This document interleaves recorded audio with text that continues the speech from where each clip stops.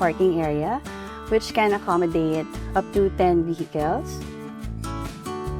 Andito tayo ngayon sa main casa, but before tayo pumasok sa bahay, pakita ko lang rin namin sa inyo yung areas na makikita nyo. So we have the cafe, we have the alfresco dining area, and yung pool namin. So the pool is 4 meters by 7 meters. So our pool is kids friendly. So before you enter the house, nandito po tayo ngayon muna sa ating pool deck area kung saan you'll have the amazing view of the beach. Ayan, so meron tayo ditong mga lounge chairs. Ayan, pwede kayo umupo dito. And then while swimming with your loved ones, ayan, dito kayo pwedeng mag-chill and, you know, sounds lang, music, and just enjoy the view. So ito na po yung living area natin. So mapapansin nyo, open concept siya. Since para sa amin, gusto namin makita yung bawat isa. Kapag nagluluto, kumakain, tumatambay. So, it's more of a family bonding na rin. So, this part po, inspired by minimalist idea din. And itong magandang lanterns natin, no? Ito po ay naiangkat pa namin mula sa Batangas. So, yung mga kagamitan natin dito, locally, locally sourced po yan siya. So, dito naman po tayo sa ating dining area. So, kung mapapansin nyo, mahilig talaga kami sa wood. So, this one naman is made of acacia wood. And dito din siya naman pinagawa sa Zambales, sa may Botolan area. So, itong dining area natin, 10-seater ito, na talagang nakakapag-accommodate ng mas malaking pamilya. So, kung mapapansin nyo, wala kaming nilagay ng mga TV dito sa bahay. It's more of culturing and engagement sa lahat ng kasama nyo. So, once you're here, just enjoy the company, just enjoy the view, and yeah. Dito naman po tayo sa aming kitchen. It's a fully functional kitchen. Very simple. And sir? Ayun. So, kung hindi nyo po talaga natatanong, mahilig po talaga kami ni Mrs. magluto. Activity mo yan, bonding activity. So, habang nagluluto, nakikita yung mga bata naglalaro. So, we made it a point na talagang kompleto yung gamit nyo dito. Na para talaga ngayon nasa bahay nyo, komportable kayo.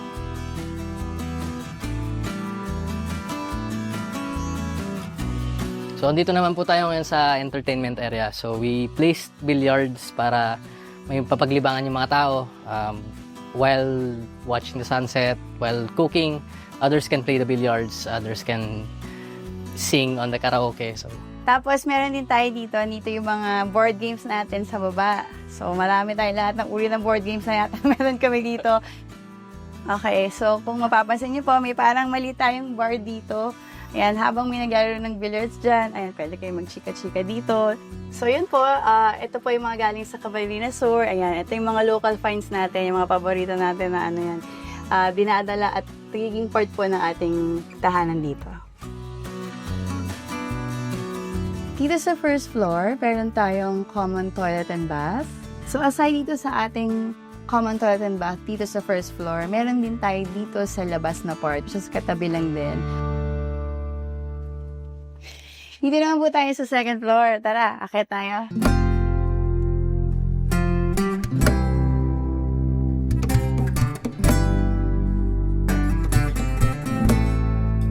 welcome to the second floor.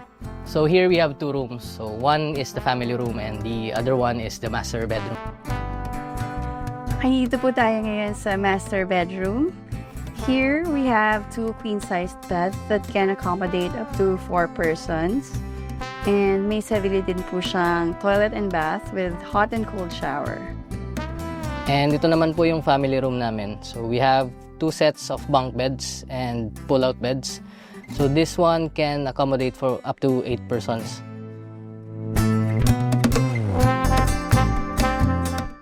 And ito naman po yung ating balcony area. Ito sa part na to, sobrang favorite din namin dito. Napakaganda ng view. You will have the full view of the beach. And masarap tumambay. Grabe yung hangin dito, sobrang presko. So, ganitong oras, napakagandang tumambay. Makikita yung bluish na color ng, yung lighter bluish color ng dagat. Especially here, pag sunset, sobrang ganda talaga ng view dito.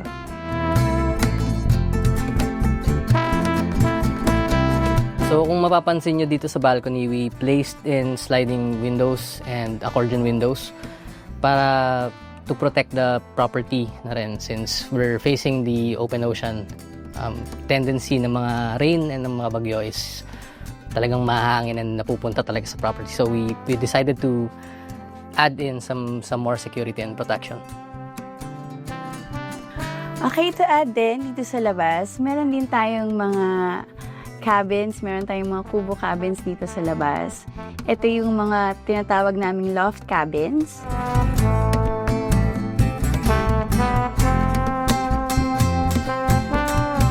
Ang maganda dito sa beach house namin and one of the things that we really love and we made it really intentional is yung space. We have ample space for family activities, for big groups. So ito, talagang nireserve namin for being open, run around, play with your kids, play with your dogs, all that.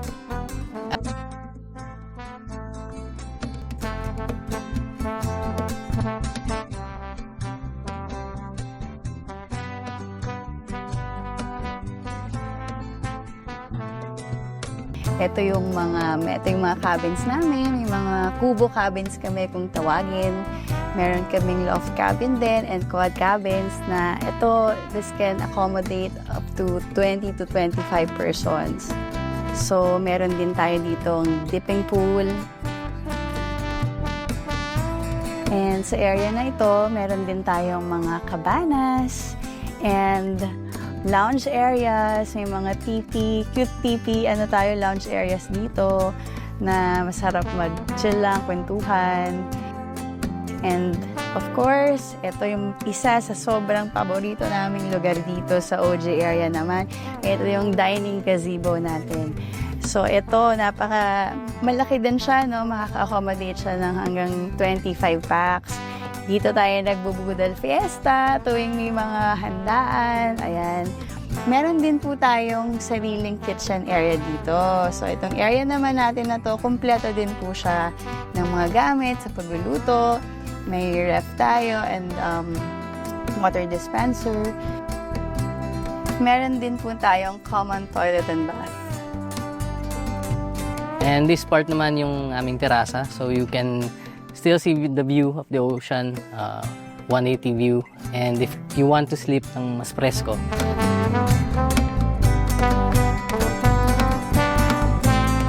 we also have activities here you can try. So we have surfing, you can try paddleboarding.